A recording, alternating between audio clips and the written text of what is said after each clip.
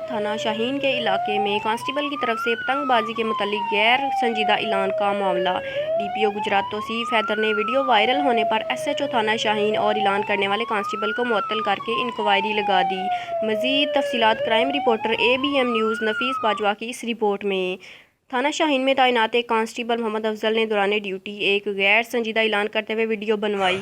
اعلان S H O تھانہ شاہین کی طرفوں اور D S P city circle Gujarat کی طرفوں کیا جاتا ہے جہاں بچہ گڈے ڈانڈا پھڑیا گیا وہ خلاف قانونی کاروائی کی جائے گی۔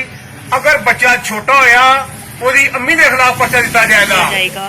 مذکورہ کانسٹیبل نے بعد ازاں ویڈیو سوشل میڈیا پر وائرل کر دی، جو ویڈیو وائرل ہونے پر ڈی پی او گجرات توصیف حیدر نے فوری نوٹس لیتے ہوئے متعلقہ ایس ایچ او اور کانسٹیبل محمد افضل کو معطل کر کے لائن حاضر کر دیا اور انہوں نے D S P city circle Raza Hasnain Awan کو ہدایت دی کہ واقعے کی مکمل انکوائری کر کے فوری رپورٹ دی جائے۔